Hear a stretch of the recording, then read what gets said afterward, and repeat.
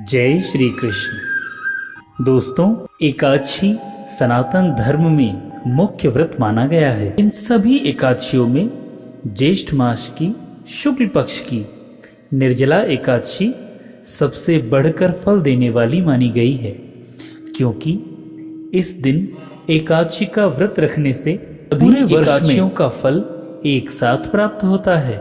निर्जला एकादशी का व्रत बहुत ही संयम और ध्यान के साथ रखने वाला माना गया है। इस कलयुग में यह व्रत सारे सुखों को भोग कर अंत में मोक्ष को देने वाला माना गया है। कृष्ण पक्ष और शुक्ल पक्ष दोनों पक्षों की एकादशी में अन्न खाना तो पूर्ण रूप से वर्जित माना गया है, परंतु निर्जला एकादशी में जल का भी त्याग करके इस व्रत को रखने का विशेष महत्व है।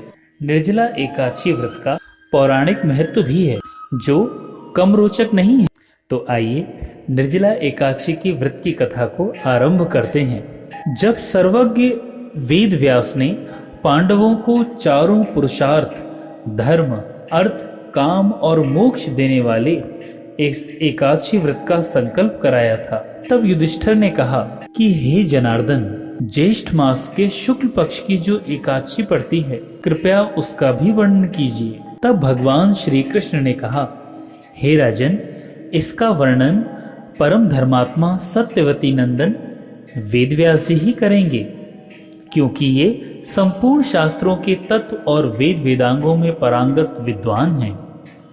तब वेदव्यास जी ने कहा कि कृष्ण पक्ष और शुक्ल पक्ष दोनों पक्षों की एकादशी में अन्न खाना पूर्ण रूप से वर्जित है। द्वादशी के दिन स्नान करके पवित्र होकर और फूलों से भगवान श्री कृष्ण का पूजन करना चाहिए। फिर नित्य कर्म समाप्त होने के पश्चात पहले ब्राह्मणों को भोजन देकर और उसके पश्चात स्वयं भोजन करें। ये सभी बातें भीम बड़े ही ध्यान से सुन रहे और उनके मन में एक अजीब बेचैनी थी। उनको देखकर भगवान कृष्ण ने कहा, हे भीम, आप भी कुछ पूछना चाहते हैं क्या? तब भीम ने हाथ जोड़कर वेदव्यास जी से पूछा कि हे पितामह, मेरी इस बात को सुनिए। राजा युधिष्ठिर, माता कुंती, द्रौपदी, अर्जुन, नकुल, सहदेव ये एकादशी को कभी भोजन नहीं करते और मुझसे भी हमेशा यही कहते रहते हैं कि भीम, एकादशी को तुम भी ना खाया करो। परंतु मैं उन लोगों से यही कहता हूँ कि मुझसे तो भूख सहन ही नहीं होती। मैं किस प्रकार भूखा रह सकता हूँ? भीम की यह बात सुनकर व्यास जी हंसने लगे और व्यास जी ने कहा कि यदि तुम नरक को दूषित समझते हो और स्वर्गलोक की प्राप्ति की इच्छा करते हो, तो दोनों पक्षों की एकादशी तो तुम्हें रखनी ही चाहिए और उस दिन भोजन नहीं करना चाहिए। तब भीम बोले, महाबुद्धिमान पितामह, मैं आपके सामने सच कह रहा हूं, मुझसे एक बार भोजन करके भी व्रत नहीं किया जा सकता, तो फिर उपवास करना तो मेरे लिए संभव ही नहीं है। मेरे पेट में तो व्रत नामक अग्नि सदैव प्रज्वलित रहती है, अतः जब मैं बहुत अधिक खाता हूं, यह अग्नि तभी शांत होती है। इसी कारण हे महामुनि, मैं पूरे वर्ष भर में केवल एक ही उपवास कर सकता हूं, जिससे स्वर्ग की प्राप्ति सुलभ हो जाए और मोक्ष की भी प्राप्ति हो। यदि कुछ ऐसा उपाय है तो मुझे बताइए, मैं उसे यथोचित रूप से पालन करूंगा। तब व्यास जी ने कहा कि हे भीम, ज्येष्ठ मास में सूर्य वृष राशि पर हो या मिथुन राशि पर हो, शुक्ल पक्ष में जो भी एकादशी हो, उसका यत्न पूर्वक निर्जल व्रत रहकर तुम पालन करो।